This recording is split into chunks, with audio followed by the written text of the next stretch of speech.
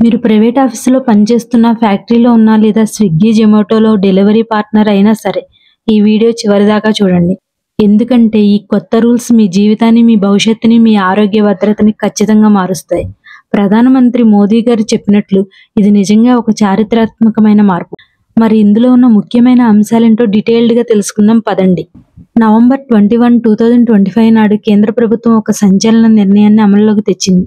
అదే 4 కొత్త లేబర్ కోడ్లు. అసలు ఏంటివి? సింపుల్‌గా చెప్పాలంటే ఇన్నాళ్ళు మన దేశంలో కార్మికులకు, ఉద్యోగులకు సంబంధించి బ్రిటిష్ కాలం నాటివి, ఆ తర్వాత వచ్చినవి కలిపి మొత్తం 29 రకాల పాత చట్టాలు ఉండేవి. చాలా గందరగోళంగా ఉండేది. ఇప్పుడు వాటన్నిటినీ రద్దు చేసి కేవలం 4 కోడ్లుగా మార్చేశారు. ముందుగా అందరికీ ఆసక్తి ఉన్న విషయం ముఖ్యంగా గ్రాడ్యుటీ గురించి మాట్లాడుకుందాం. మనందరికీ తెలిసిన పాత రూల్ ఏంటి? ఒకే కంపెనీలో వరుసగా 5 సంవత్సరాలు పనిచేస్తే తప్ప గ్రాడ్యుటీ చేతికి వచ్చేది కాదు.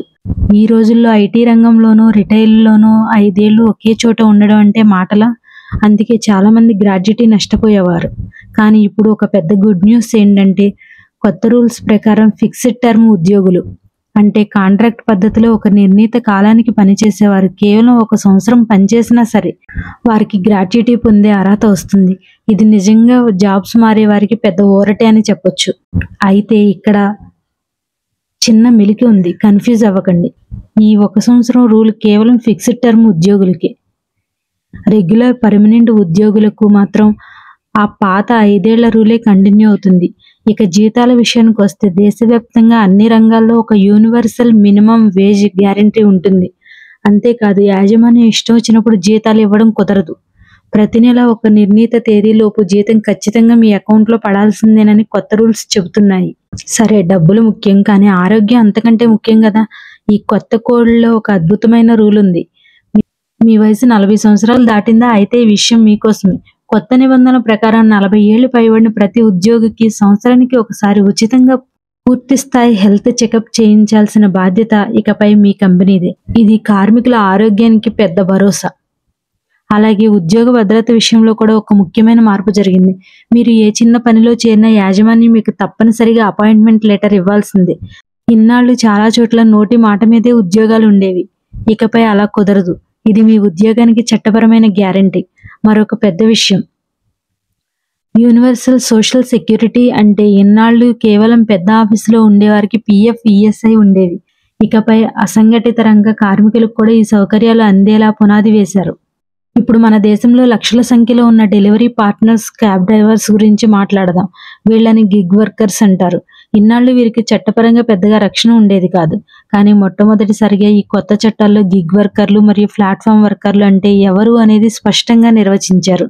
అంతేకాదు ఈ పెద్ద పెద్ద కంపెనీలు తమ వార్షిక టర్నోవర్లో 1% నుంచి 2% మొత్తాన్ని గిగ్ వర్కర్ల సోషల్ సెక్యూరిటీ ఫండ్ కోసం పక్కన పెట్టాలి. ఈ డబ్బుతో గిగ్ వర్కర్లకు కూడా ఇన్సూరెన్స్ వంటి బెనిఫిట్స్ అందుతాయి.